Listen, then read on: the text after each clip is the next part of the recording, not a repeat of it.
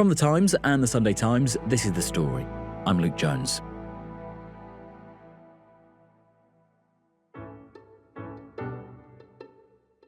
Once he got the support he needed to stay calm effectively and manage school, it was the difference between me dragging him in every day, kicking and screaming. I remember getting him out of the car when he was screaming, fighting me to try and stay in there, to just walking in happy. Like this morning, he's gone in happy, no problem at all. This is Hayley Harding, mother of two. Her youngest is 8-year-old Connor. Generally, his disposition is just lovely. People love being around him. He's got so much enthusiasm for life and a nerd when it comes to tanks at the moment. So he can name you every single military tank from the past, probably, 150 years. Fascinating what he knows inside that very young head of his. But yeah, he's lovely to be around. Connor gets help under the SEND programme, the Special Educational Needs System in England, and it's made a massive difference. Even academically, he went from behind to now where he should be comparable to his peers. He goes to a mainstream school, so he does get SEND transport, and he goes in through a separate entrance to his peers, so it's quieter.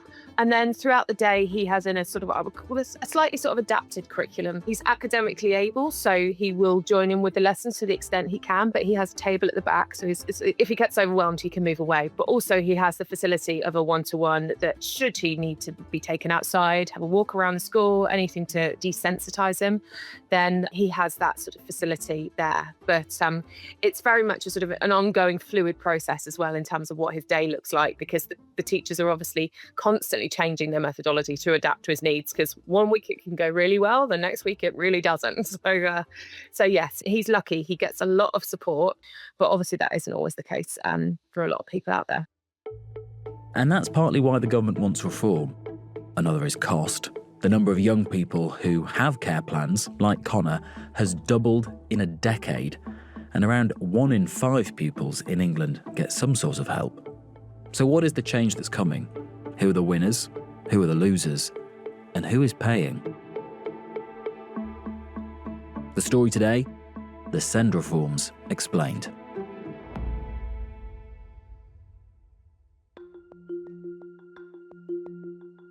It's been a big week, yes, lots happening. And it's been quite interesting, actually, to see the reaction to this massive white paper. Georgia Lambert is a news and education reporter at The Times. We're going to come back to Hayley, who we just heard from, to hear more about her son, Connor. But first, Georgia's been leafing through the enormous pile of proposed reforms. So the government yesterday announced this sweeping overhaul of the SEND system in England.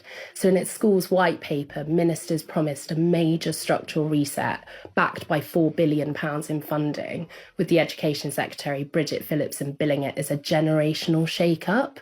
There'll also be now this 12-week consultation on SEND, which will run until May. And how big is SEND for you on your patch? I mean, is it something you hear a lot from readers? Yeah, so it's unequivocally one of the biggest issues in education right now. In England, 1.7 million pupils, which is roughly 1 in 5, are identified with having SEND. And behind those figures are families stuck in limbo, many waiting far beyond the 20-week legal limit for this support, children out of school altogether, councils at breaking point as deficits spiral, which is driven partly by really high costs, such as home-to-school transport costs and very expensive independent special school placements. So just rewind for us before we get into what might change. Explain for us what we have at the moment. So if you are a SEND child, you're a child with special educational needs and disabilities, what help is on offer and how is that given to you and ensured you get it? Yeah, so as you've just said, so SEND stands for Special Educational Needs and Disabilities. And in England, it's the term for children and young people who need that little bit of extra help to get the most out of school, whether that's because of dyslexia, speech and language difficulties, social and emotional needs, a physical disability, or conditions such as autism or ADHD. And if a child's needs are more complex, parents can apply to their local council for an education, health and care plan known as an EHCP. So they can support a young person from birth right up to age 25, as long as they're still in educational training. And when it comes to funding, mainstream schools have to cover the first £6,000 of additional support from their own budgets. And for pupils in special schools, the costs usually fall to local authorities. Explain what one of these might look like, these EHCPs. What might be in it? An EHCP is a detailed legal document, often 15 to 30 pages or more, and they set out a child's needs, the support they must receive and the outcomes they're working towards across education, health and social care. And the key bit is section F, which has to spell out the provision in clear and specific terms. And this is where many of the disputes arise. So if a local authority writes something vague like access to support instead of 2 hours of speech and language therapy each week, it becomes almost impossible to enforce. So it's a bit like signing a contract with a builder that promises to build your house when they have time. Technically, it says something, but it doesn't guarantee anything. And that's why so many parents end up fighting tooth and nail for wording that is precise enough to secure the help their child is legally entitled to. Okay, so that is the system as it currently is in England with SEND and how some people get these EHCPs. Why did this government say that actually we need to change this? So the government is acting because the system is bankrupting local authorities. The National Audit Office called the system broken and financially unsustainable, which has been echoed by many experts and MPs. And despite billions of pounds being poured into the system, the outcomes for children aren't actually improving. So this has become sort of a high-cost, low-reward system. And a lack of local provision means councils often have to place pupils in independent special schools, sometimes really far from home. And around 30% of those settings are backed by private equity firms. And with councils legally obliged to find a place for these children, private providers can and do charge eye-watering fees. And the government aims to end this reliance on costly private placements and expand state provision instead. And lastly, the current system has become reactive. So a child or a young person has to reach a crisis point before interventions kick in. So the government's goal is to create a mainstream system which is inclusive by design. So this means equipping local schools with the training and resources to support kids with mild to moderate needs early on, rather than pushing them out to specialist schools. And just on the money, because there is none of that at the moment, how expensive has it grown over time? So SEND now costs around £12 billion a year in taxpayer funding. So for comparison, the 2024-25 Ministry of Defence budget is £60.2 billion, which means that SEND spending is roughly a fifth of that. So it is a lot of money. And has grown, is growing. And is growing, yes, yeah. Without reform, it will grow. And why is that cost rising? What is driving that? So SEND costs in England are rising for a range of reasons. More children are being identified with additional needs, and there's been a particular rise in ADHD and autism diagnoses, many of whom requiring complex, personalised support that currently isn't available in mainstream settings. And as I've said, there's also this lack of local provision. So councils often have to shell out huge fees for independent placements. And on top of that, councils are underfunded, transport and staffing costs are high, and local authorities also spend around £150 million fighting parents in court, even though they lose 99% of cases, which also adds this huge legal cost to an already overstretched system. And so if it is getting more expensive and the bodies that are trying to fund it aren't getting the funding necessarily that they might need to keep pace with it, where is the government going to find that extra money? Where is that coming from? That's the big question on everyone's mind. So the government has agreed to wipe out £5 billion of historical SEND debt, giving councils breathing space after warnings that most could face bankruptcy. But that doesn't make the underlying pressure disappear. The Office for Budget Responsibility expects the annual SEND overspend to hit £6 billion by 2029. The same year, Rachel Reeves plans to end the accounting override and move the cost fully into Whitehall budgets. That obviously raises the question of which department pays, which is something the all-party Treasury Committee want to ask Reeves when she appears before them next month. So until then, we won't know how the government plans to pay for these reforms. Well, let's get into what is actually changing then. Bridget Phillipson announced this suite of changes, which, as you said, is going out for consultation. What is she putting forward, though? What would change if she got her way? So the government will spend £4 billion over the next 3 years on making mainstream schools in England more inclusive for children with SEND.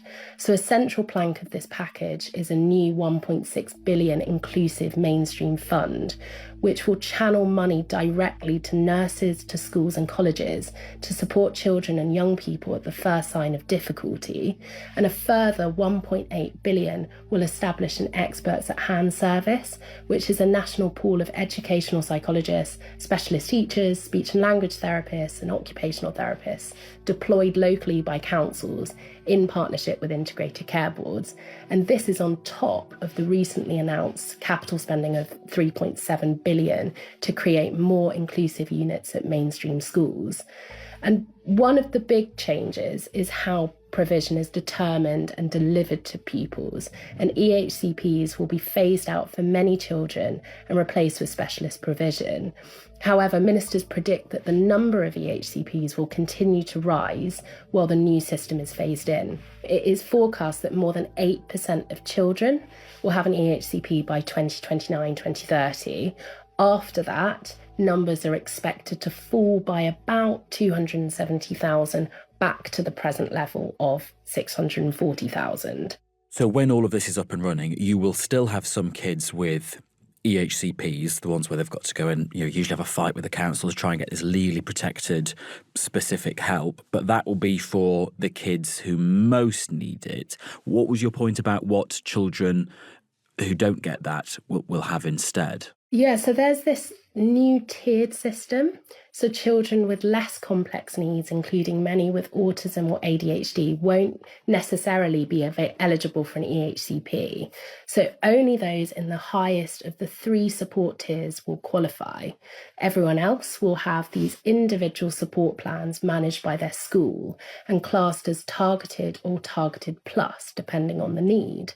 So those in the targeted category will get support on demand, such as personalised classroom materials.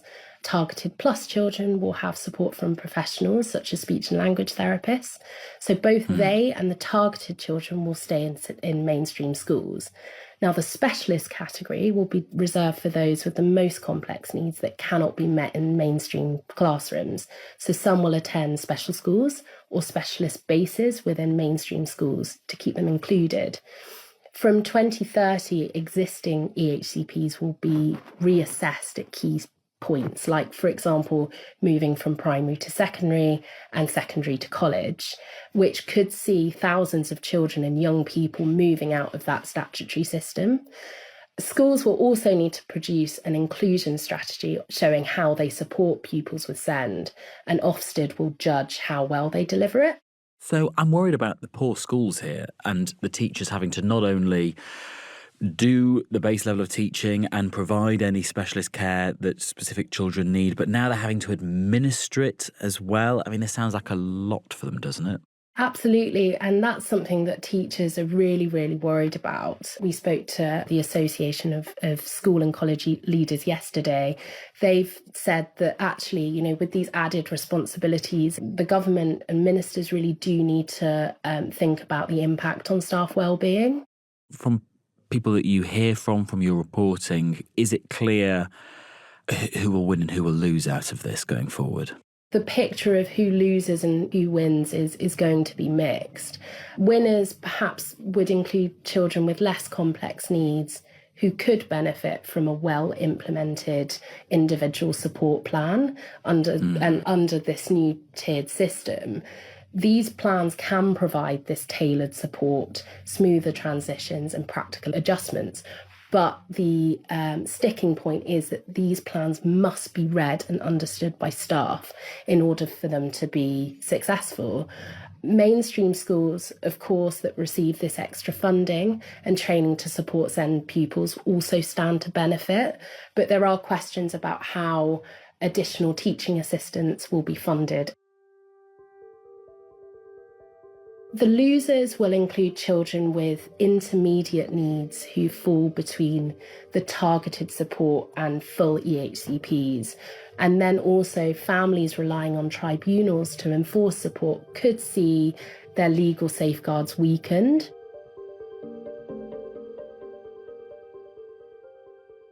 This is the latest attempt at reform that the government has put forward, and obviously some of those previous ones have either collapsed in the face of opposition or been heavily tinkered, or they've had a U-turn. Do you get a sense that all the stakeholders in this particular set of reforms feel like this consultation might actually deliver a hefty bit of tinkering, that the government could be pushed around a bit here? The proposals could trigger another Labour rebellion, with sources warning they are likely to be difficult and controversial within the party. Sir Keir Starmer has asked Wes Streeting to help front the plans, while allies of Bridget Phillipson said most MPs understood the direction of travel. Meanwhile, Helen Hayes, the chair of the Education Select Committee, welcomed the move towards reform but stressed the need for proper funding. And she said that the committee will be keeping a close eye on proposals and will hold ministers to account. So it could go either way. So I've got Connor, who is 8, yet to be diagnosed, but highly likely to be autistic. And I've also got Matthew, who is 11, who is diagnosed autistic, ADHD, dyslexic, and attends a base attached to a mainstream school for children. Hayley Harding, who we heard from at the start, is a mother of 2. She is very interested in the help given to pupils with special educational or disability needs because both of her 2 sons are happy recipients of them. She's so interested in this, government had her on a group of parents they consulted about the plans. I started campaigning. It wasn't intentional by any means. It was because Matthew, who had very high needs, he needed physiotherapy to walk, was very, very weak. He couldn't even pick up a pencil. So we applied to our local council to get him that support. I should say I'm a solicitor, so Handy. yeah, it was very handy in the end. We faced a year-long fight, but eventually we did get him in the place that he is now and doing really, really well, which is a state-maintained base attached to a mainstream, and he's thriving and has done brilliantly. And that's Matthew, so that's your 11-year-old. Yep. What about Connor? When did you realise that he might also require help at school? Yeah, so Connor wasn't as obvious initially because he's academically able, so he wasn't picked up as quickly. It was only when he got into reception and he just couldn't cope, and he was loud. Quite frankly, that's all I can describe it as. He goes to meltdown and shouts. So it took over a year to get him the support he needed. We got him the plan, only then to find that the authority had only given the school half the funding that they actually needed to provide that plan. So we ended up then over the entire summer going back and forth, trying to argue his case to get him the right level of support in school. So like I say, they are never ending battles. You get told things that are completely wrong. It's a really harsh system that you just don't need. And before we get into some of those issues with the system and what has changed for younger generations, have your children felt the benefit? Have you seen them really thrive because of the help that is now in place? Oh, enormously. So for Connor, once he got the support he needed, he went from behind to now where he should be. For Matthew, he's achieved things that we didn't think could be possible. He's learned to read. He's socially interacts. He's confident because he's in a mainstream and has that really nice balance of being able to interact with the mainstream kids, but have lessons he can cope with. He doesn't see other children as a sort of something to fear, which I think sometimes can happen if you've obviously been in a mainstream and it's too much.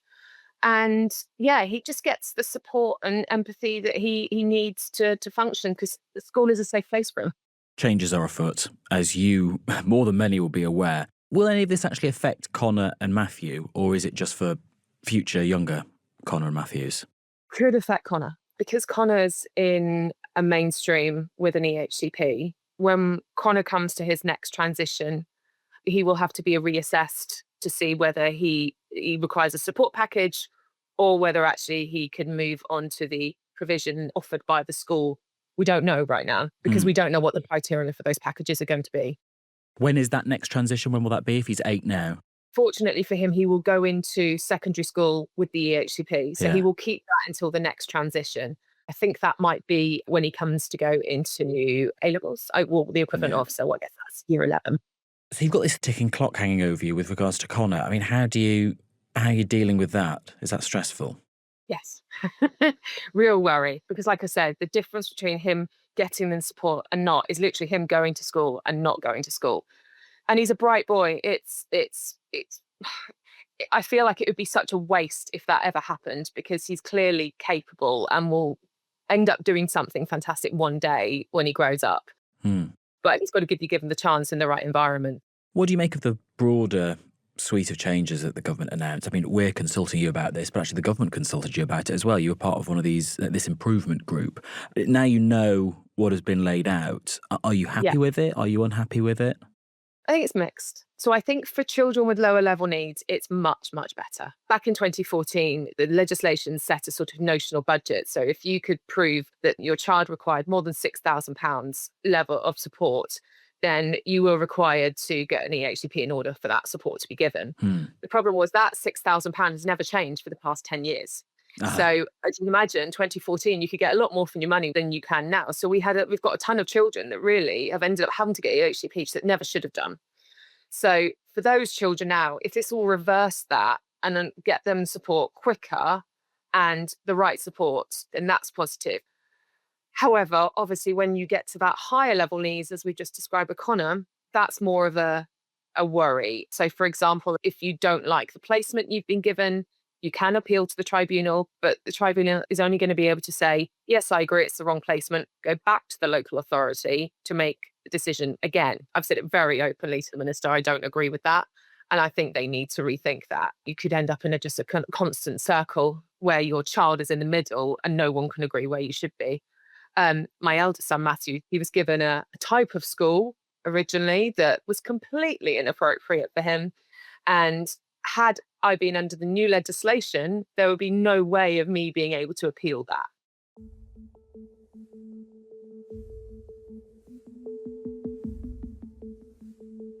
Just finally, Hayley, I wonder how you feel. It's been a long time coming, these proposed reforms. I mean, I don't think the system's been tinkered with for more than a decade. There's been months of consultation and you've been involved in part of that as discussed, and now here we are.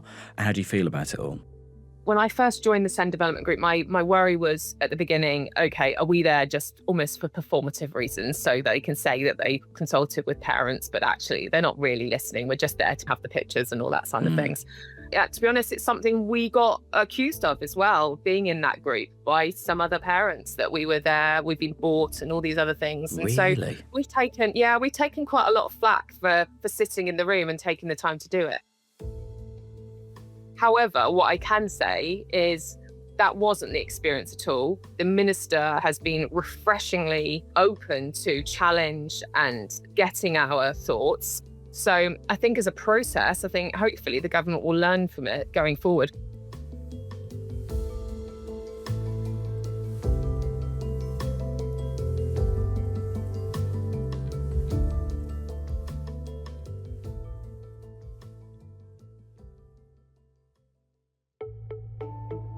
Hayley Harding, and we also heard earlier on from Georgia Lambert, a news and education reporter at The Times.